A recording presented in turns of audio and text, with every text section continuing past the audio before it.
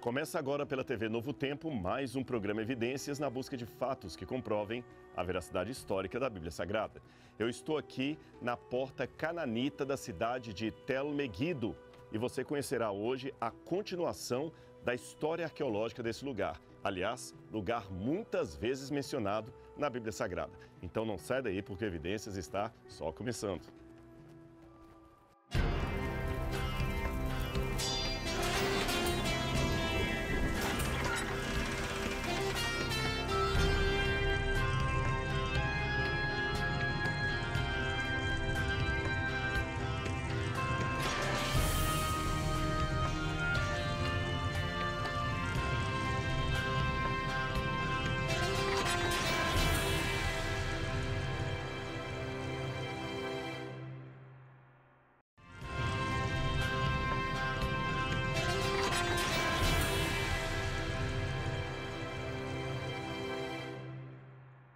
De volta com o programa Evidências, mas antes de entrar no assunto de hoje, que tem muita informação legal esperando por você, eu quero dar um presente. Um presente da TV Novo Tempo e dos Anjos da Esperança, preparado com todo carinho para você e sua família. Eu estou falando do Guia de Estudos Evidências, com assuntos muito interessantes sobre religião, teologia, Bíblia Sagrada e muito mais. E o que é melhor, este estudo é de graça. Você pode receber em sua casa, em qualquer lugar do Brasil. Como fazer isto? Basta ligar para a gente no horário comercial, anote aí, 0 operadora 12 21 27 3121 ou pelo site biblia.com.br. Você também pode deixar, se preferir, uma mensagem no nosso WhatsApp que aparece na sua tela ou através do QR Code. Nós queremos enviar um guia de estudos para você.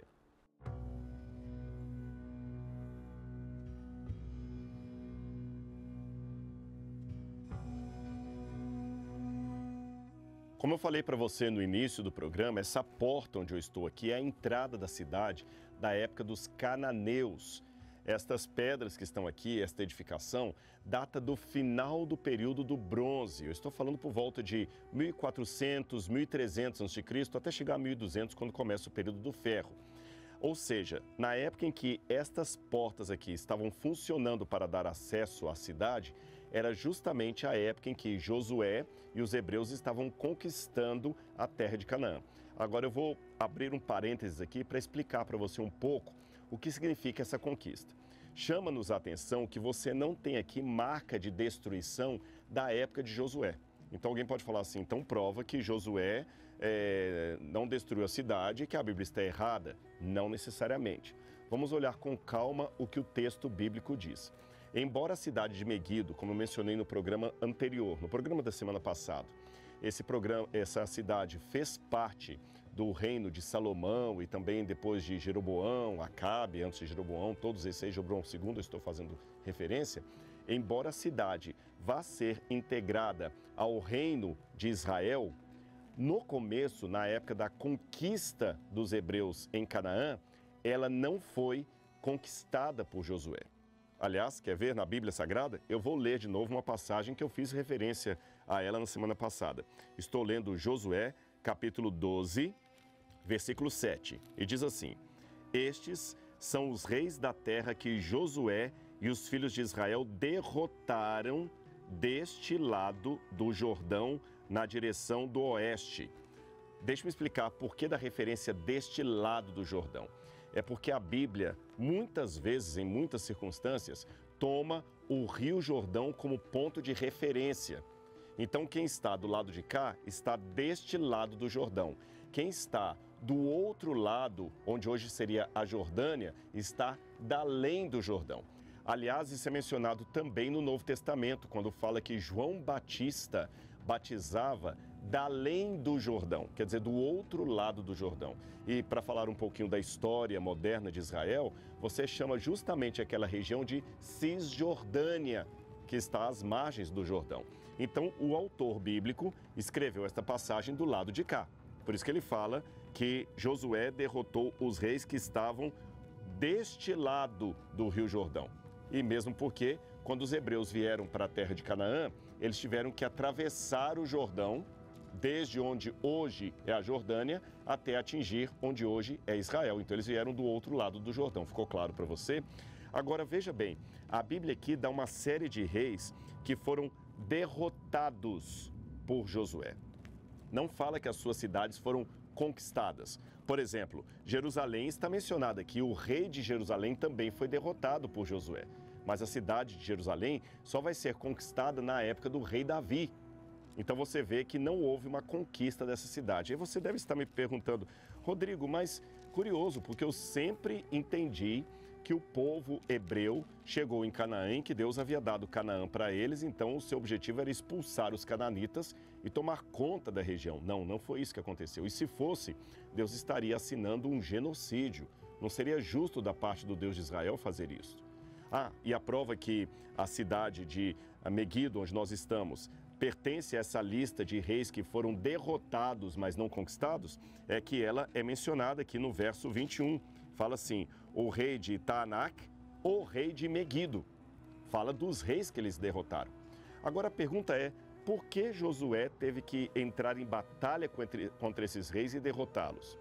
A ideia que muitos críticos da Bíblia apresentam seria de que os cananeus estavam felizes aqui na sua terra, plantando, cultivando, vivendo, e um belo dia chegou um bando de estrangeiros em nome de um Deus desconhecido falando, saiam daí porque a terra é nossa, e expropriaram a terra dos antigos cananeus. Aliás, muitas pessoas que até hoje têm um discurso antissemita ou anti-Estado de Israel, anti-sionita, eu diria, usam o mesmo argumento.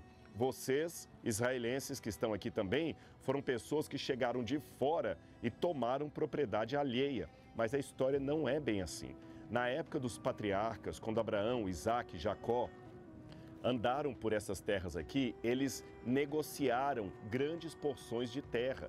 Nós temos evidência disso no livro do Gênesis. Por exemplo, Beersheba, onde Abraão fez um pacto ali, os carvalhais de Manre, a Marpela, onde depois ele compra o terreno para sepultar Sara. Então, muitas dessas propriedades pertenciam aos patriarcas. Porém, quando os filhos de Jacó foram para o Egito e depois acabaram sendo escravizados no Egito, ao retornarem para Canaã, para tomarem posse da terra que pertencia legalmente aos seus ancestrais, eles foram impedidos de atravessar o país por cidades-estado que eram, de certa forma, vassalagem do Egito. Aliás, nós temos evidência arqueológica aqui de uma relação diplomática entre cidades de Canaã, especificamente Meguido, e faraós da 18ª dinastia. Eu estou falando, por exemplo, de Tutmoses III, que provavelmente foi o mesmo faraó do Êxodo. Acontecia assim na época do Egito.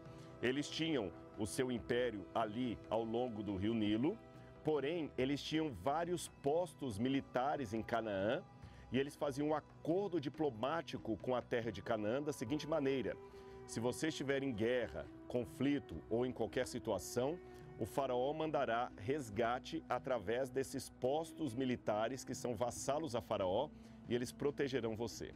Mas se você não pagar impostos, não tiver relações diplomáticas com o faraó, você ficará desnudo numa situação militar. Você não terá proteção do rei do Egito. Percebeu? Aí que eles tinham vários postos. Provavelmente Jericó seria um posto militar também aliado ao Egito, porque em Jericó eles encontraram selos de Tutmoses III, da época de Tutmoses III, selos egípcios. Então, da mesma maneira, aqui a cidade de Meguido. Portanto, quando o povo de Israel atravessou, eles tiveram que entrar em luta armada por dois motivos. Primeiro, estas cidades que eram aliadas ao Egito queriam impedir a passagem dos hebreus. E em segundo lugar, pior ainda, não queriam apenas impedir a passagem, mas queriam também destruir os hebreus. Quem sabe como uma retaliação por causa do Êxodo. Percebeu? Então, como eles deixaram lá, vamos matá-los para ficarmos bem com o faraó. As cartas de Tel El Amarna, que eu mencionei no programa anterior, demonstram que ainda havia acordo diplomático dessas cidades com o Egito até na época de Akenaton, depois da época da 18ª dinastia. Então você percebe que foi em virtude da volta para a terra que lhes pertencia desde o período patriarcal e também como questão de sobrevivência que Josué teve de entrar em luta armada contra esses povos. Não foi um genocídio dos hebreus sobre os cananitas, foi uma questão de recuperação de propriedade devida e sobrevivência. Ficou claro isso para você?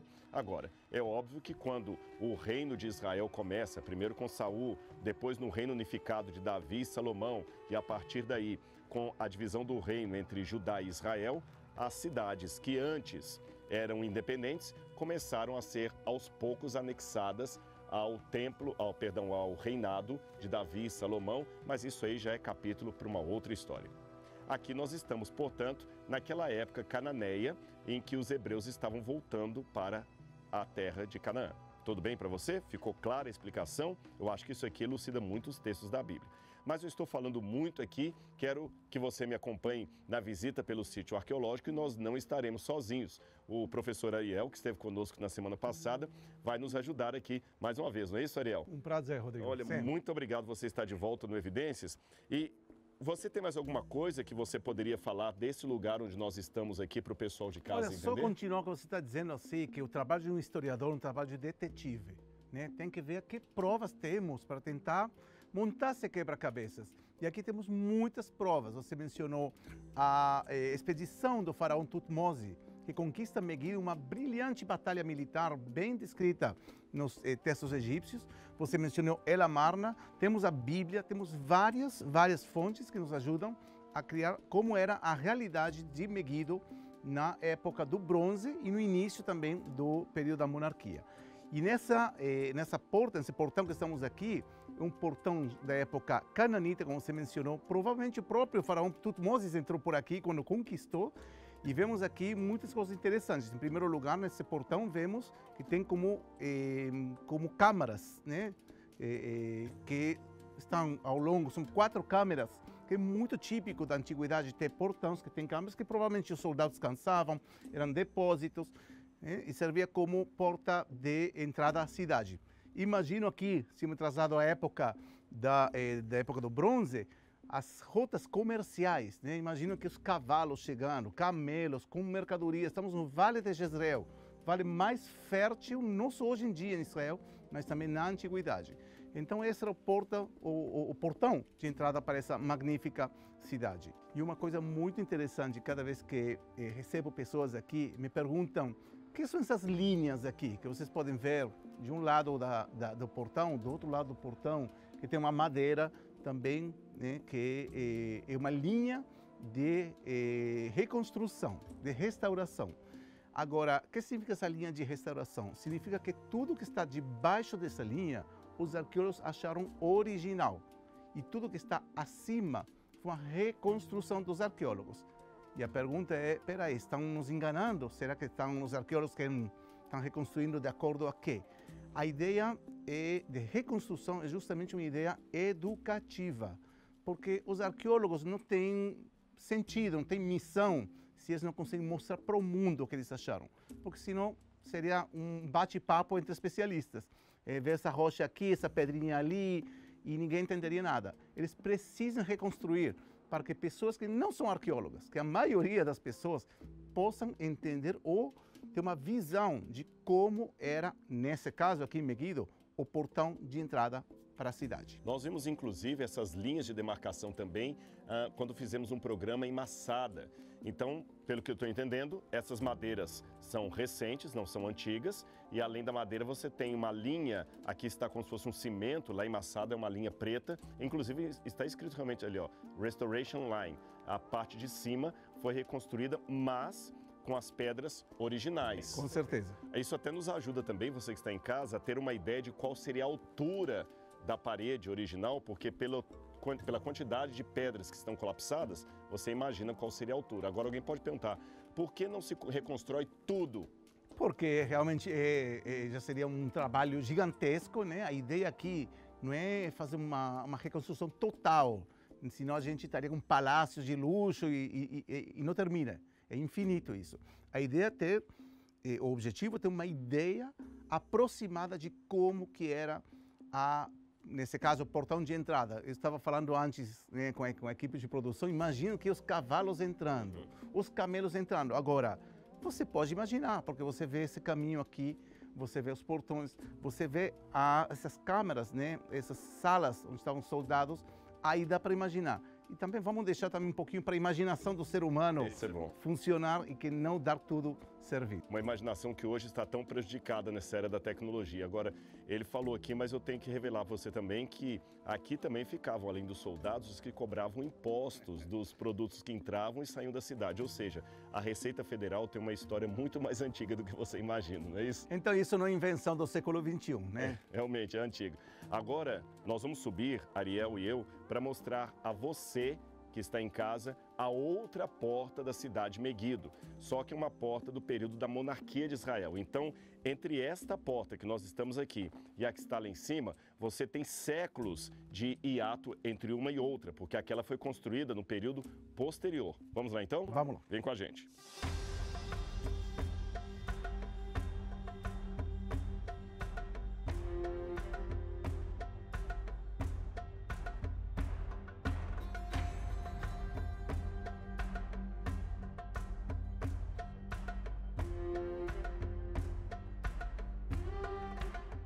Quando eu comecei a subir com o Ariel aqui para mostrar para vocês a porta de Meguido do período da monarquia, aquela que está ali atrás, lembrando que ela está séculos depois da porta cananita lá de baixo, eu vi aqui algo que eu queria mostrar para vocês.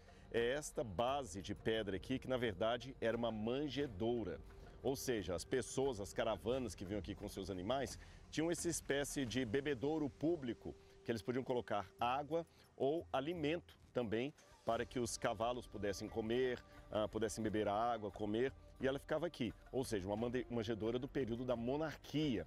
Agora, ela também pode me dar uma ideia de como seria o primeiro berço no qual o menino Jesus foi colocado, porque no Evangelho diz que Maria, não tendo lugar para ela na hospedaria, deitou a criança numa manjedoura.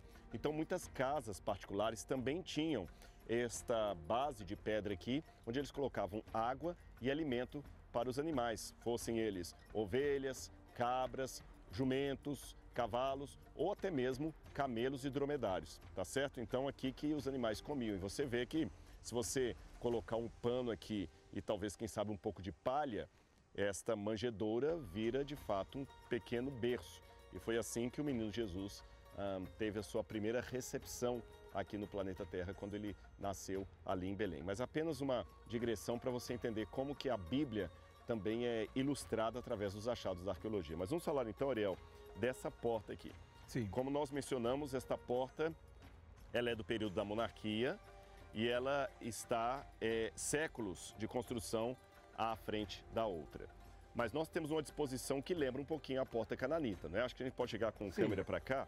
Nós temos as câmaras aqui, para cobrança de impostos, permanência de soldados, sentinelas. E eu sei que também nós temos uma situação polêmica aqui quanto à data dessa porta, não é isso? Eu chamo um portão da polêmica. E por que a polêmica? Porque tem a polêmica entre aqueles que defendem a teoria que esse portão é da época de Salomão e aqueles que dizem que é da época do rei Acabe. E por que uns argumentam que outros argumentam. Aqueles que dizem que é da época de Salomão, e o primeiro foi o famoso arqueólogo, o general israelense Yigael Yadin, porque ele encontrou em 3 cidades, arqueologicamente estou falando, Meguido, Hatzor e Gezer, o mesmo modelo de porta, ou seja, uma porta de 6 câmaras, né? Mais ou menos similar a essa que estamos vendo aqui, e eu sei que no próximo programa vocês vão ver também isso em Hatzor. E ele abriu a Bíblia no livro de Reis. Você já citou isso aqui também. Disse que Salomão construiu Meguido, Hatzor e Gezer. É muita coincidência. Só que aqueles que dizem, peraí, não, isso é coincidência, né? Não pode ser, é do século IX. Eles se baseiam no seguinte, na cerâmica, alguns dizem que é da cerâmica do século IX, e também dizem que tem outras cidades que têm também esse modelo de portão. Ou seja, o fato de ter o mesmo modelo nessas 3 cidades não significa que são da época de Salomão. Isso estou dizendo aqueles que dizem que não é de Salomão. E também argumentam pela cerâmica. E, na verdade, é que até hoje em dia tem essa polêmica, se é de Salomão ou não. Como você bem sabe, não sabemos datar pedras. É difícil dizer, olha, isso é categórico do século X. Também estamos falando de uma diferença de quanto? 70 anos, 80 anos. De uma condição que aconteceu há 3.000. Então, uma polêmica bem fina que ainda não foi definida.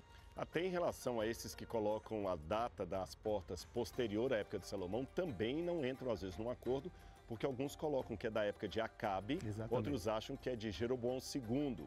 Agora, uma coisa que aos poucos a arqueologia vai demonstrando e novas teorias vão surgindo, é que você pode usar hoje a termoluminescência para datar as cerâmicas, além da seriação, e também o carbono 14, que às vezes encontram-se na argamassa das pedras ali. Agora alguém pode perguntar, então por que já não pega e já não faz o carbono 14? Bom, pessoal, são técnicas caríssimas e a arqueologia não está nadando em dinheiro.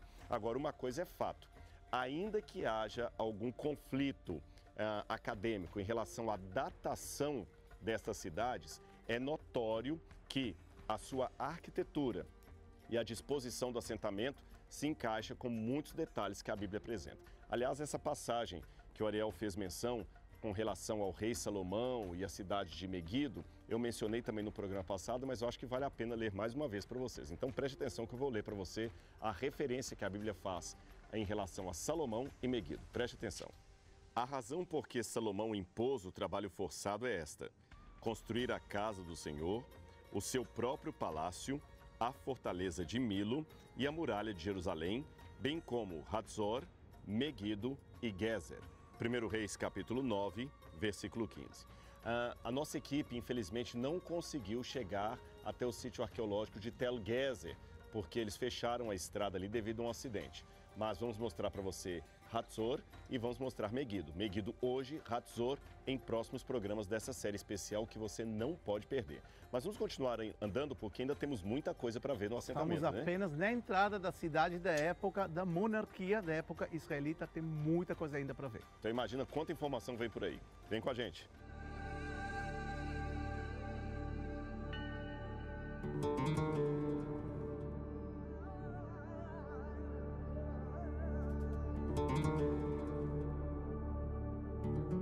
Para você entender o que eu e Ariel vamos mostrar para você lá embaixo, eu preferi primeiro sentar aqui e apresentar esse gráfico para você. Por quê? Você vai conhecer agora o centro cultico ou religioso da cidade de Meguido e a comprovação de que ela já existia como um centro bem estruturado e com templo e religião desde a época cananita. Então vamos retroceder até o período do bronze. O período do bronze, como eu falei, é a época dos patriarcas, quando Abraão andou por aqui. Nesse período do bronze, já havia aqui um templo. Aliás, a arqueologia tem comprovado que muitas das cidades do Antigo Oriente Médio começaram pela construção de um altar, de um templo, e depois desse altar e deste templo é que as casas foram se aglomerando em volta e a cidade foi feita. Ou seja, a religião era o ponto inicial da criação de muitas cidades. E aqui nós temos isto. Então, falando desse período do bronze, eu vou mostrar para você uma série de templos construídos um sobre o outro, ou seja, em épocas diferentes, sendo que o último deles é aquele que estava presente aqui quando os hebreus passaram pela região. Então vamos lá. Aqui nesse gráfico vai ficar muito claro para você entender, porque eu tenho cores diferentes. O templo mais antigo que foi encontrado aqui da época do bronze é este. Ele funcionava aqui por volta de 2000 anos antes de Cristo. Depois ele teve um anexo que veio para cá, que é o templo número 2, que na verdade seria apenas uma continuação do mesmo templo.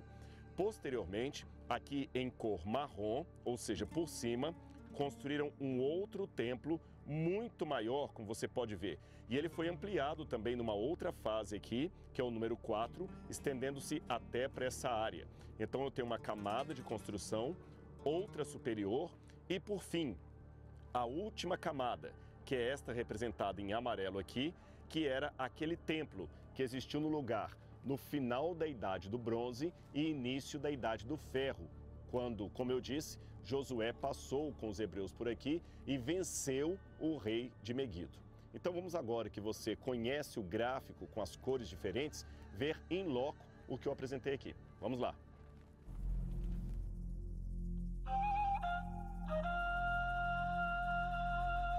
Muito bem, Ariel. Então aqui atrás o pessoal tem justamente o sítio arqueológico daquela imagem que eu mostrei, aí fica mais fácil de você entender o que nós temos aqui. Por exemplo, aquele ali circular seria um altar que você está vendo.